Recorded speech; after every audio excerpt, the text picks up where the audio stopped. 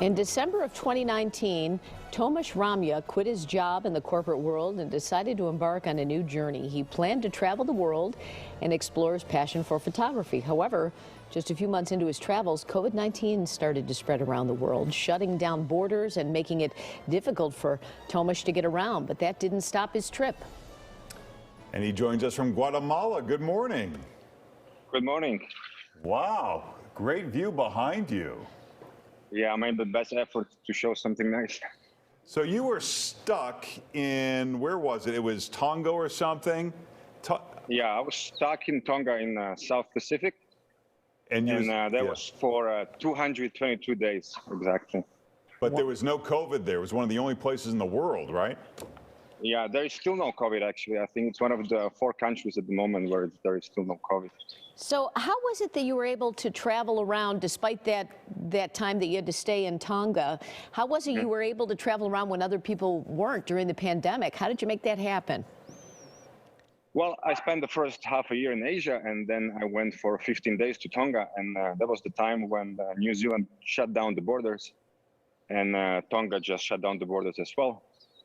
And I spent there 222 days, and after that I realized I could maybe escape to Mexico, which was the only one basically accepting all the foreigners without any tests. And yeah, I went to Mexico, and then I realized, like, step by step, I could continue to Colombia, Ecuador, Chile, and yeah, here I am, more than 1 year in Latin America. So how much did you have to save up, though, to pull this off, to just throw away the corporate job and just go around the world? What did that cost you?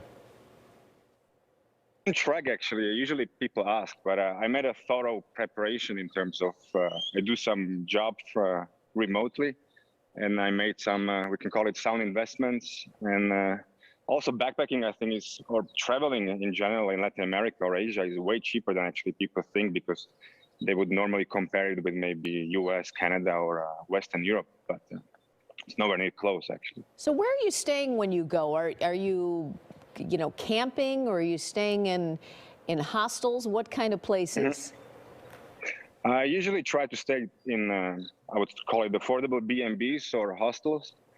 But over the time, I've done everything, because, for example, in southern Chile, there was almost nothing open. So it would be something called hospedaje, which is basically staying at the local family. They offer rooms. I've done camping. I've done even overnight at the airport when I couldn't go out because of the pandemic, and I had transition in Peru, like connection flights. So I've done it all, I think.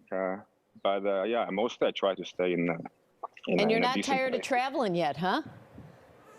At the time, sometimes yes, but I would say actually no. I think there's still a lot to explore, and I think the major thing, the reason why I'm not coming back is actually there's not much to go back to. So I don't really want to be on Zoom like here all the time at work, and it's also actually way more free. I mean, the life when I travel, comparing to all the lockdowns in Europe, so there's not much of a reason to go back. Well, have you made friends? I mean, I would get kind of lonely, don't you? I mean, I like to talk a lot, though. I think actually I became less social and more social at the same time, if that makes sense. So I would be actually less social when I meet Europeans or North Americans, for example, because I don't really have much to talk about, like in terms of Netflix and stuff like this. But I think I've become way better in socializing with actually local people. So I've met a lot of friends, even here in Guatemala or Mexico, Chile, because I just feel I can really deep dive into the culture, and that's actually way better than in traveling before.